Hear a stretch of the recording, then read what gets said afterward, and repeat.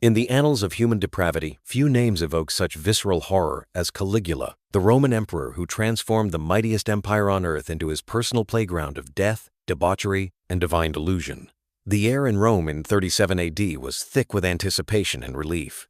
The long, grim winter of Tiberius's reign, ruled from afar by a paranoid and reclusive old man, was over. The city was desperate for a new sun, and it rose in the form of a handsome, charismatic young man, the last surviving son of their beloved hero, Germanicus. What you're about to witness is not merely the story of a mad ruler, but a chilling examination of how absolute power can corrupt absolutely, turning a promising young man into a monster whose cruelty would become the stuff of legend. This is the forbidden history that Rome tried desperately to erase, a tale so dark that ancient historians like Suetonius and Tacitus whispered it in shadows, fearing that even speaking his name might summon his ghost. These men were not sensationalists. They were senators and officials who understood the levers of power. They chronicled his reign as a dire warning, a case study in the catastrophic failure of a political system. The empire that had conquered the known world, built upon the disciplined legions and calculated brutality of its predecessors, was about to witness 4 years of madness that would redefine the very concept of tyranny.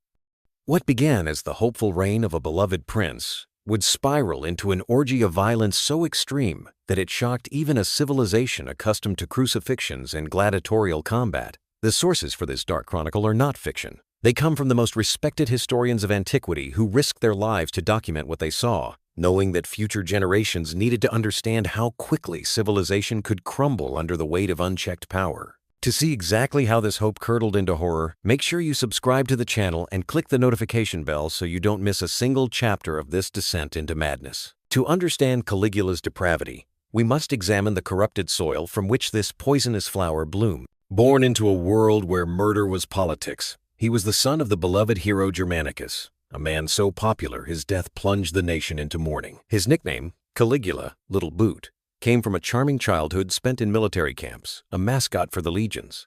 But this innocence was a mask. After his father's mysterious death rumored to be by poison at the behest of Tiberius, family was systematically and sadistically destroyed by the paranoid emperor. His mother, Agrippina the Elder, a granddaughter of Augustus himself, was exiled to a barren island where she was flogged so severely she lost an eye, eventually starving herself to death in protest. His older brothers were declared enemies of the state. One was starved in a dungeon, while the other had his throat cut. Caligula survived by becoming a master of disguise, hiding his true feelings behind a mask of perfect, smiling obedience while living on Tiberius's island palace of Capri, a place described as a nest of paranoia and predatory lust. On that island, he witnessed nightly orgies and casual executions, learning that power meant the freedom to indulge any whim, no matter how cruel. He later admitted that his greatest acting performance was surviving those years, watching, waiting, and learning the art of cruelty from a master. Tiberius famously remarked that he was nursing a viper for the Roman people, a prophecy that proved horrifyingly accurate. When Tiberius finally died in 37 AD, possibly smothered with a pillow by Caligula himself, Rome rejoiced. The people welcomed the charismatic young emperor as a savior. His early months heralded a golden age. He abolished unpopular taxes, released political prisoners, and dazzled the masses with lavish games. Yet, even then, careful observers noted his laughter during the gladiatorial contests was too loud, his eyes lingering on the blood too long. The seeds of madness, watered by the intoxicating wine of absolute power, were already sprouting. 8 months into his reign, Caligula fell gravely ill. The entire empire held its breath. Business ceased, the forum fell silent, and citizens held vigils outside the palace, with some publicly vowing to fight as gladiators, or even offer their own lives to the gods. If only their beloved emperor recovered a cruel irony they would soon lament. The man who emerged from his sickbed was fundamentally changed, as if the fever had burned away his humanity, leaving only a warped and monstrous caricature. His face was gaunt, his eyes hollowed out but possessing an unsettling, predatory intensity that seemed to pierce through people. He suffered from crippling insomnia, often wandering the vast, silent palace at night, screaming for the dawn to come. He claimed to have nightly conversations with Jupiter and the moon, who he said justified his most extreme acts.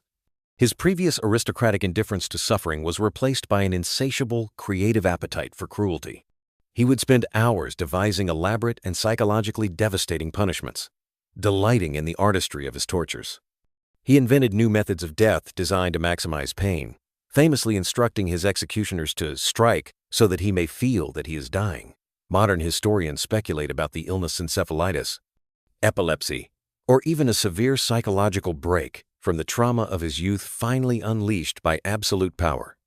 Whether the illness caused brain damage or simply unshackled a pre-existing monster, the result was the same. The promising young emperor was gone, and a tyrant had taken his place, ready to remake the world in his own terrifying image. Caligula's new reign began with an immediate and shocking assault on Roman morality. He openly engaged in an incestuous relationship with his favorite sister, Drusilla, parading her as his wife and equal, a violation of one of Rome's deepest taboos.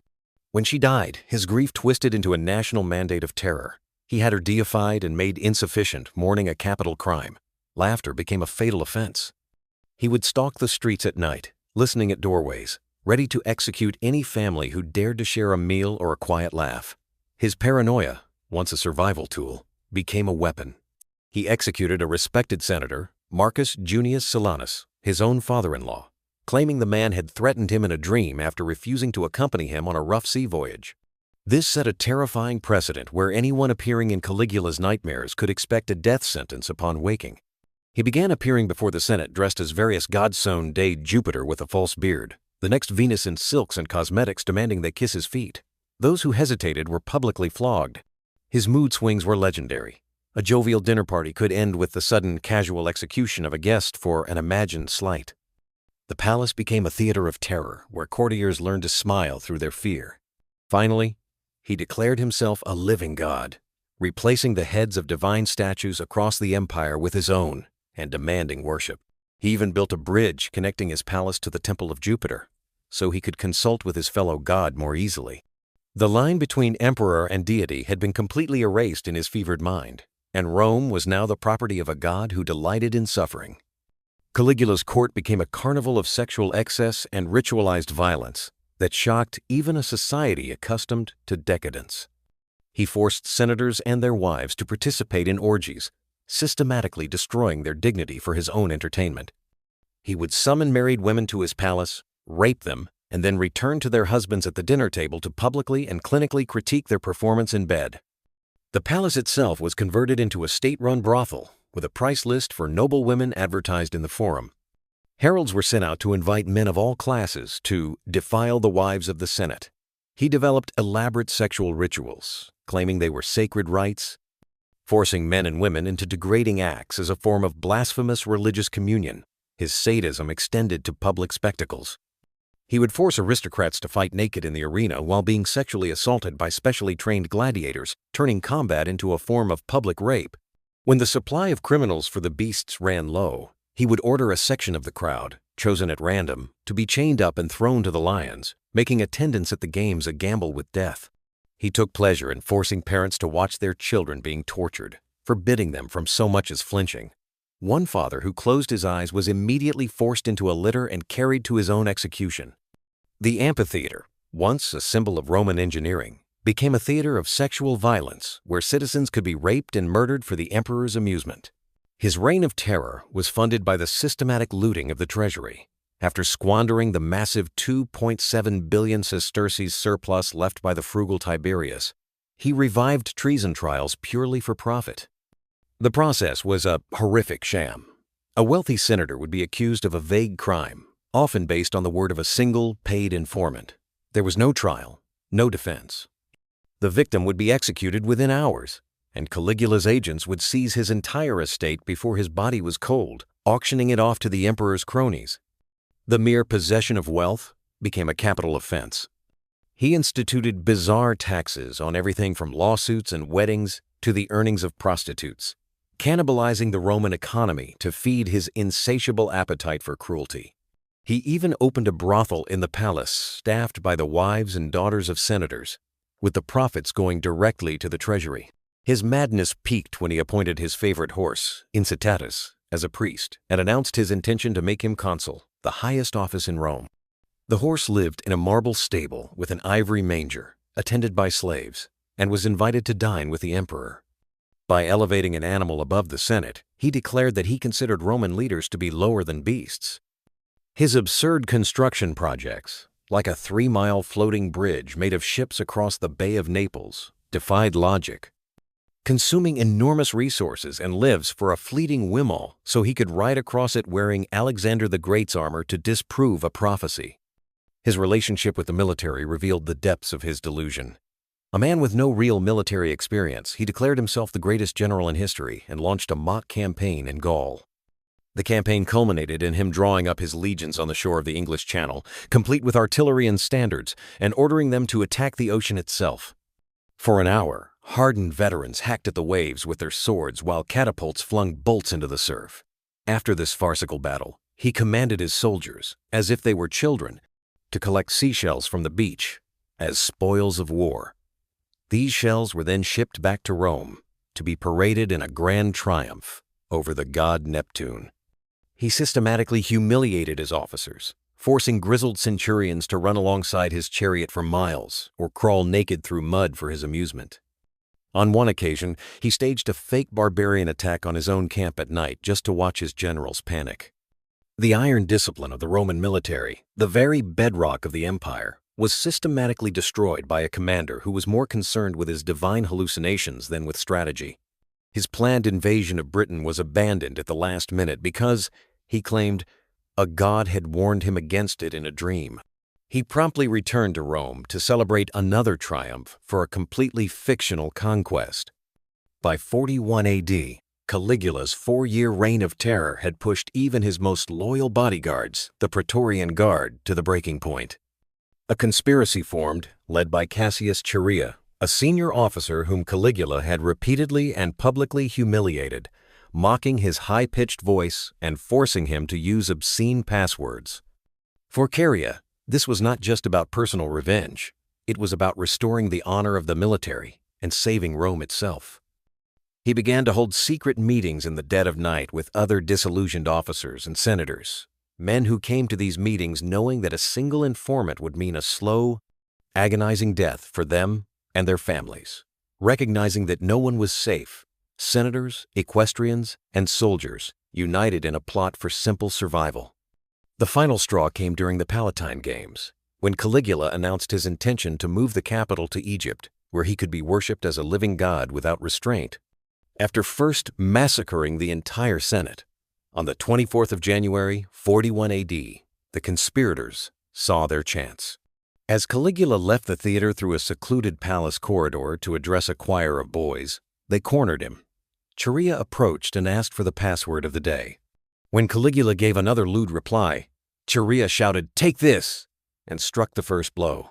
The others followed, stabbing the emperor over 30 times. His final words were reportedly, "I am still alive." A desperate, final assertion of a divinity proven false by cold steel. In the ensuing chaos, the assassins hunted down and killed his wife Suetonius and smashed his infant daughter's head against a wall. The Praetorians, in a panic, discovered his uncle, the reclusive Claudius, hiding behind a curtain and proclaimed him emperor, finally ending the nightmare. The assassination of Caligula marked the end of one of history's most psychologically disturbing reigns. The Roman Empire had been fundamentally changed, its institutions revealed to be as fragile as the sanity of the man who ruled them. The Senate, in a desperate attempt to forget the trauma, ordered a damnatio memoriae, damnation of memory, erasing his name from all inscriptions and tearing down his statues. It was a futile gesture. You cannot erase a scar so deep. This very effort to forget ensured he would be remembered. The scale of the destruction, a testament to the scale of his crimes. His reign stands as a terrifying lesson on how quickly civilization can collapse when absolute power is placed in the hands of a man with no empathy or moral compass. Modern historians debate the cause of his madness, but the effects are undisputed. He bankrupted a superpower, turned its government into a circus, and its people into props for his sadistic fantasies. The story of Caligula is not just about ancient Rome. It is an eternal warning about the vigilance required to constrain power. A chilling reminder that the capacity for such profound evil is a permanent part of the human condition, always waiting in the shadows for the right circumstances to emerge. His ghost haunts the halls of history, a perpetual reminder of what happens when a man becomes a god in his own mind.